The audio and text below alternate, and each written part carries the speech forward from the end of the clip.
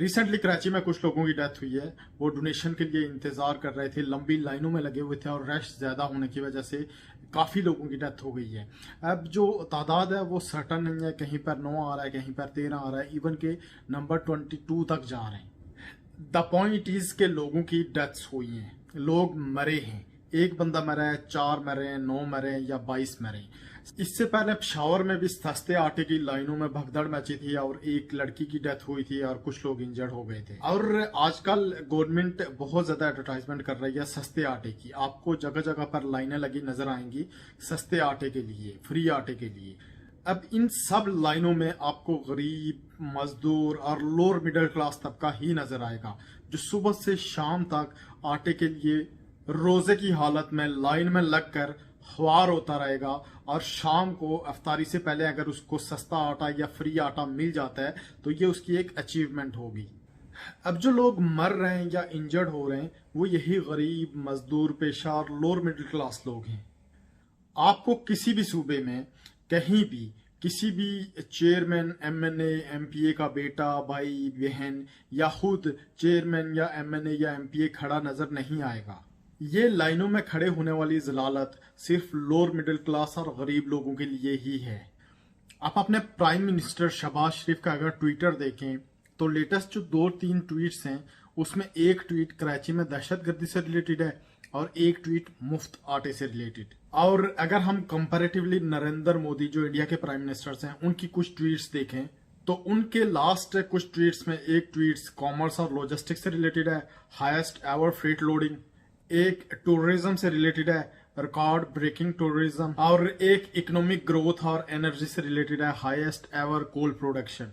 Again मैं India और पाकिस्तान का कंपैरिजन क्यों कर रहा हूं, क्योंकि हमको बताया जाता है कि हमको इंडिया से खतरा है और हमने इंडिया को मुंह तोड़ जवाब दिया है, हमने एटम बम बनाया है। इंडिया अभी कहाँ है और हम कहाँ हैं? हमें जो बताया गया था, जो पढ़ाया गया था, जो समझाया गया था वो सब झूठ था।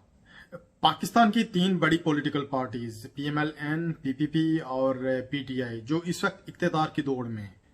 एक पार्टी ने कर्ज उतार कर, मुल्क संवार कर पाकिस्तान को एशियन टाइगर बनाना था और पाकिस्तान इस वक्त इस हालत में है कि अगर आईएमएफ ने पैसे ना दिए तो खुदा ना खास्ता डिफॉल्ट भी हो सकता है।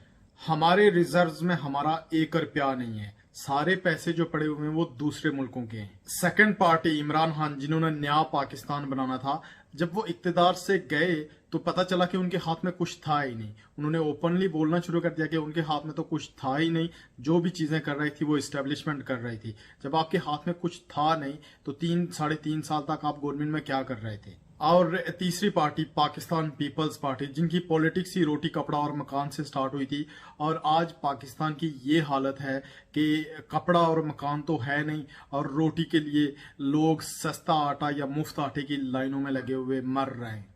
And last but not the least, Pakistan army और सिक्योरिटी एजेंसीज, जिन्होंने पाकिस्तान को सिक्योर करना था, पाकिस्तान को दहशतगर्दी से महफूज मुल्क बनाना था, वो अपना काम छोड़कर आके इकोनॉमी, डॉलर और स्टॉक एक्सचेंज के बारे में समझा रहे थे। रिजल्ट, पाकिस्तान इस वक्त सख्त दहशतगर्दी की लपेट में है। अब इस सब के बावजूद, इन हालात के बाद भी जो तीनों बड़ी पॉलिटिकल पार्टीज हैं, उनके जो लीडर्स हैं, उनका पाकिस्तान की इकोनॉमी को लेकर फ्यूचर में नजरिया क्या है, पाकिस्तान की इकोनॉमी को लेकर फ्यूचर विजन क्या है?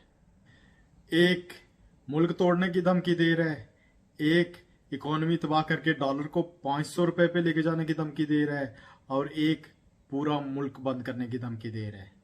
हर कोई अपने इक्तदार और अपनी पावर के पीछे लगा हुआ है। आप लोगों के लिए, गरीब लोगों के लिए, लोअर मिडिल क्लास लोगों के लिए, मजदूर तबके के लिए किसी ने कुछ नहीं करना। आप ऐसे ही आटे की लाइनों में खड़े होकर ख्वार होते रहेंगे और रश में दब कर मरते रहेंगे। आपकी जान की कोई कीमत नहीं है।